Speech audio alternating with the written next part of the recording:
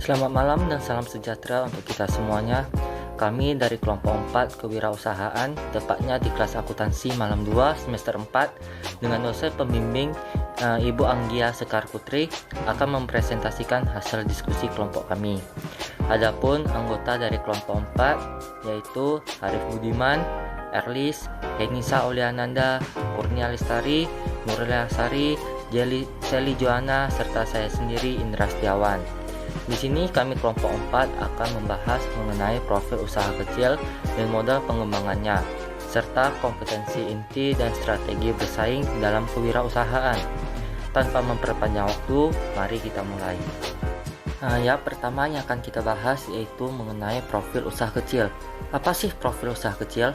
Sampai saat ini batasan usaha kecil masih berbeda-beda, tergantung pada fokus permasalahannya masing-masing. Usaha kecil telah didefinisikan dengan cara yang berbeda, tergantung pada kepentingan organisasi. Di Indonesia sendiri belum ada batasan dan kriteria yang baku mengenai usaha kecil. Berbagai instansi menggunakan batasan dan kriteria menurut fokus permasalahan yang dituju. Dalam Undang-Undang Nomor 9 Tahun 1995 Pasal 5 tentang usaha kecil disebutkan beberapa kriteria usaha kecil sebagai berikut. Yang pertama, yaitu memiliki kekayaan bersih paling banyak sebesar 200 juta rupiah, tidak termasuk tanah dan bangunan tempat usaha. Serta yang kedua adalah memiliki hasil penjualan tahunan paling banyak sebesar 1 miliar rupiah. Profil utama kecil. Biro Pusat Statistik Indonesia atau BPS mendefinisikan usaha kecil dengan ukuran tenaga kerja yaitu 5 sampai dengan 19 orang yang terdiri pekerja kasar yang dibayar, pekerja pemilik, dan pekerja keluarga. Perusahaan industri yang memiliki tenaga kerja kurang dari 5 orang diklasifikasikan sebagai industri rumah tangga.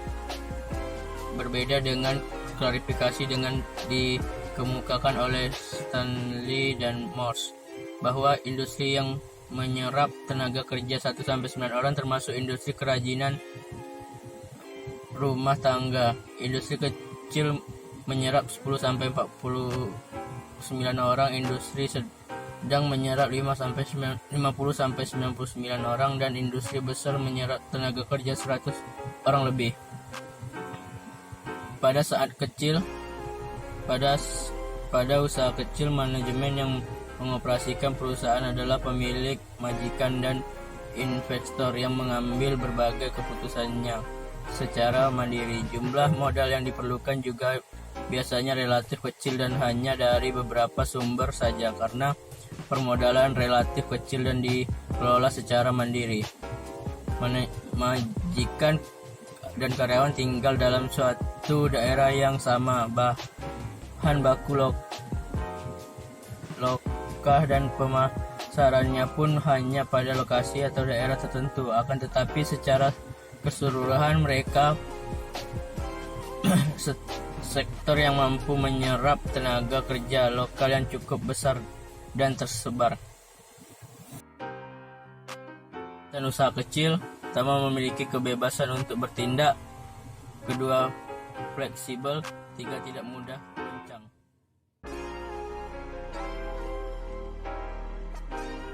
Kelemahan struktural dan aspek kelemahan kultural. Aspek kelemahan struktural. Kelemahan yang struktur perusahaan misalnya kelemahan dalam bidang manajemen dan organisasi, kelemahan dalam pengendalian mutu, kelemahan dalam mengadopsi dan penguasaan teknologi, kesulitan mencari pemodalan, tenaga kerja masih lokal, dan terbatasnya akses pasar. Kelemahan faktor struktural yang satu saling terkait dengan faktor yang lain, kemudian membentuk lingkaran ketergantungan yang tidak berujung pangkal dan membuat usaha kecil terdominasi dan rentan. Secara struktural, salah satu kelemahan usaha kecil yang paling menonjol adalah kurangnya pemodalan. Akibatnya terjadi ketergantungan pada kekuatan pemilik modal, karena pemilik modal juga lebih menguasai sumber-sumber bahan baku dan dapat mengusahakan bahan baku. Maka pengusaha kecil memiliki ketergantungan pada pemilik modal yang sekaligus pengusaha bahan baku. Tahap Tahap studi kelayakan. Studi kelayakan usaha secara umum dapat dilakukan melalui langkah-langkah sebagai berikut. Yang pertama, tahap penemuan ide. Pada tahap ini, wirausaha memiliki ide untuk merintis usaha baru. Ide tersebut kemudian dirumuskan dan diidentifikasi. Misalnya peluang bisnis apa saja yang memberikan keuntungan, yaitu bisnis industri, perakitan, perdagangan, usaha jasa, atau jenis usaha lainnya yang dianggap paling layak. Yang kedua adalah memformulasikan tujuan. Tahap ini adalah tahap perumusan visi dan misi bisnis. Apa visi dan misi bisnis yang hendak diemban setelah jenis bisnis tersebut diidentifikasi? Apakah misinya untuk menciptakan barang dan jasa yang sangat diperlukan masyarakat sepanjang waktu, ataukah untuk menciptakan keuntungan yang langgeng? Yang ketiga adalah tahap analisis. Proses sistematis yang dilakukan untuk membuat suatu keputusan apakah bisnis tersebut layak dilaksanakan atau tidak. Tahapan ini dilakukan seperti prosedur proses penelitian ilmiah lainnya, yaitu dimulai dengan pengumpulan data, mengolah, menganalisis, dan menarik kesimpulan. Kesimpulan dalam studi kelayakan usaha hanya dua, yaitu dilaksanakan atau go, atau tidak dilaksanakan atau no go. Yang terakhir yaitu keempat, tahap keputusan. Langkah berikutnya adalah tahap mengambil keputusan apakah bisnis layak dilakukan atau tidak, karena menyangkut keperluan investasi yang mengandung risiko. Maka keputusan bisnis biasanya berdasarkan beberapa kriteria investasi seperti payback period atau PBB, net present value atau NPV, dan internal rate of return dan sebagainya. Selanjutnya, setelah ide untuk memulai usaha muncul, maka langkah pertama yang harus dilakukan adalah membuat perencanaan. Perencanaan usaha adalah suatu cetak biru tertulis atau blueprint yang berisikan tentang misi usaha, usulan usaha, operasional usaha, rincian finansial, strategi usaha, peluang pasar yang mungkin diperoleh, dan kemampuan serta keterampilan pengelolaannya. Perencanaan usaha sebagai persiapan awal memiliki dua fungsi. Yang pertama ada sebagai pedoman mencapai keberhasilan manajemen usaha.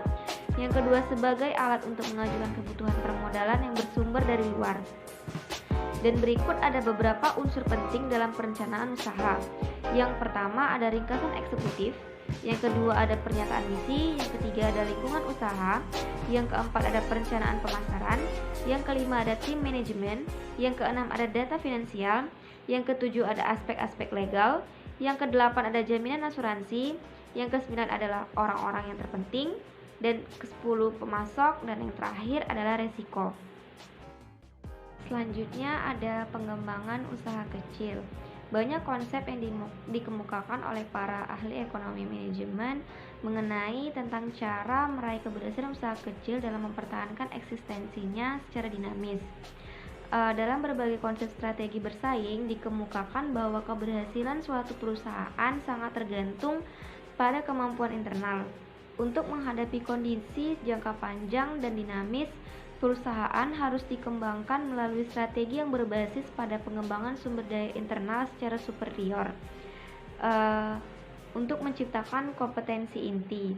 Dalam menghadapi krisis ekonomi nasional seperti sekarang ini, baik teori dinamik strategi maupun teori resource-based strategi sangat relevan bila khusus diterapkan dalam pemberdayaan usaha kecil.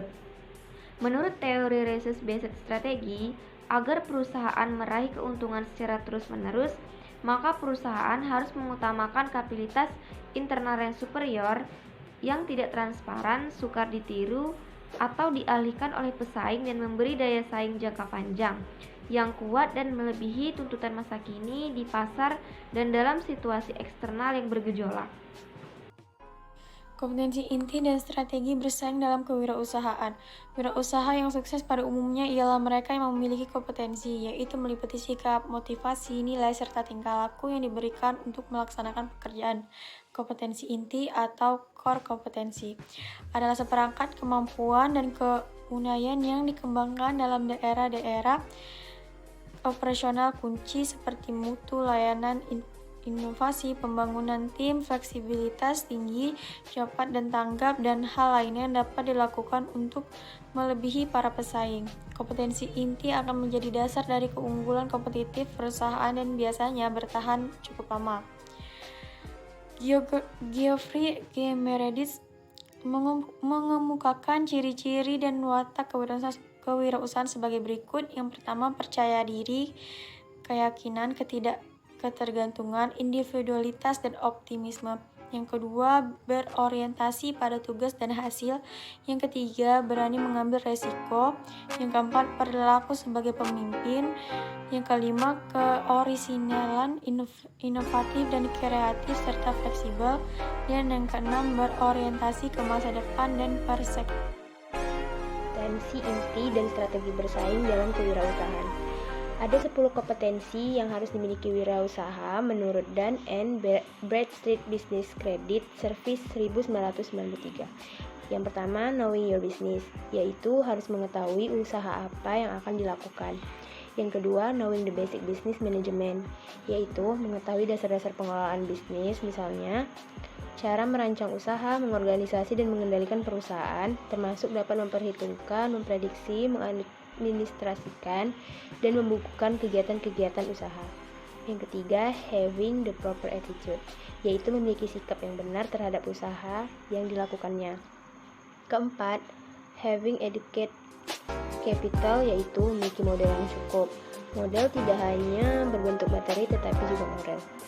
Yang kelima, managing finance effectively, yaitu memiliki kemampuan mengatur atau mengelola keuangan secara efektif dan efisien, mencari sumber dana dan menggunakannya secara tepat, serta mengendalikannya secara akurat. Yang keenam, managing time efficiently, yaitu kemampuan mengatur waktu seefisien mungkin, mengatur, menghitung, dan menepati waktu sesuai dengan kebutuhannya. Yang ketujuh, managing people, yaitu kemampuan merencanakan, mengatur, mengarahkan, menggerakkan, mengendalikan orang-orang dalam menjalankan perusahaan. Yang kedelapan, satisfying customer by providing high quality product, yaitu memberi kepuasan kepada pelanggan dengan cara menyediakan barang dan jasa yang bermutu, bermanfaat, dan memuaskan. 9. Knowing how to compete, yaitu mengetahui strategi atau cara bersaing. Wirausaha harus dapat mengungkapkan kekuatan atau strength, kelemahan atau weakness, peluang atau opportunity, dan ancaman atau threat dirinya dan pesaing. Ia harus menggunakan analisis SWOT baik terhadap dirinya maupun pesaing. 10. Coping with regulation and paperwork, yaitu membuat aturan atau pedoman yang jelas, maksudnya tersurat atau tidak Strategi bersaing dalam kewirausahaan. Menurut Kenneth Andrew tahun 1971, strategi adalah pola sasaran, maksud atau tujuan dan kebijakan serta rencana-rencana penting untuk mencapai tujuan perusahaan yang dinyatakan dengan cara seperti menetapkan bisnis yang dianut oleh perusahaan dan jenis atau akan menjadi apa perusahaan ini. Dalam manajemen strategi yang baru, Henry Mintzberg, yaitu peneliti manajemen terkemuka, mengungkapkan pendapatnya 5P yang artinya sama dengan strategi, yaitu yang pertama ada plan. Strategi adalah perencanaan. Konsep strategi tidak lepas dari aspek perencanaan, arahan atau acuan gerak langkah perusahaan untuk mencapai suatu tujuan di masa depan. Akan tetapi tidak selamanya strategi adalah perencanaan ke masa depan yang belum terlaksana. Yang kedua, pattern. Strategi adalah pola. Menurut Mintzberg, strategi adalah pola yang selanjutnya disebut sebagai intent strategi karena belum terlaksana dan berorientasi. Selanjutnya yang ketiga ada position. Strategi adalah posisi, yaitu memposisikan produk tertentu ke pasar tertentu yang dituju. Strategi menurut Mintzberg cenderung melihat ke bawah, yaitu ke suatu titik bidak di mana produk tertentu bertemu dengan pelanggan tertentu, dan melihat keluar, yaitu meninjau berbagai aspek lingkungan eksternalnya. Yang keempat, perspektif. Strategi sebagai perspektif.